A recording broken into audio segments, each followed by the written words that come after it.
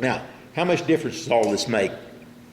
Well, if we just take the factors that we can well quantify, and there are a lot of important factors we can't, but if we take just those that we can put a pretty good number on, and allowing for structural integrity and perfect flight in every error, what it implies is that we can at least triple the penetration of an error. Now, when we put in these other intangibles, we find that in the actual outcomes, we're more than tripling the penetration of the typical hunting error. So it's amazing how much penetration gain you can get by putting the various factors in combination.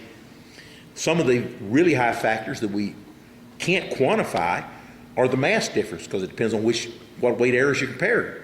And the same thing with the broadhead mechanical advantage, which is a really major factor. Yet we can't quantify it because it depends on what this broadhead is and this one, where you compare them.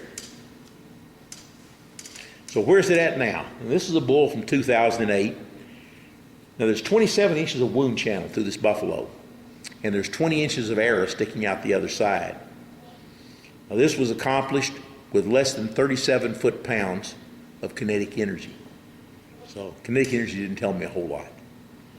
This is with a 737 grain error, which if someone had told me a few years ago was possible, I wouldn't have believed it.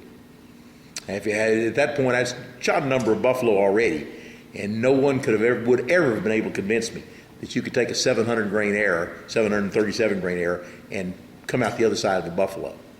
But it can be done with the right arrow design and can be done regularly. How heavy was the bow? That's an 82-pound longbow. So think of what that arrow did to get there. It went through an inch of some of the most fibrous hides you've ever seen, about 3 inches of meat and fascia and sinew, through about a ½ inch of heavy bone, through a foot or more of lung tissue, another ½ inch of heavy bone, 3 more inches of meat, fascia and sinew, and another inch of that tough fibrous hide, just to get out the buffalo. Now everybody's going to say, isn't that more penetration than you need on light or big game? Again, we started with failures on light game in the Natal study. That's what started this whole thing out. And what we found is the same thing that caused the failures on the buffalo ribs caused failures on the heavy bones of these light animals. What kind of heavy bones are you talking about in a whitetail? Well, or on the small animals, the scapular ridge on a whitetail will easily be an inch thick. It's a lot of times more than that.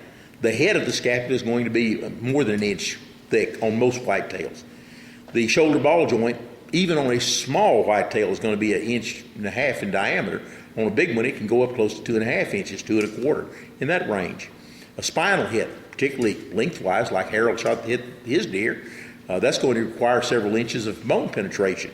If you're shooting down at an angle out of a tree stand and you hit the ribs high, you're going to have to penetrate about a ½ inch of rib on a whitetail to be able to get into the thorax, and you've got to do it without skidding off the surface, which is very curved on that upper surface of the ribs. So skip angle becomes an important factor again in there.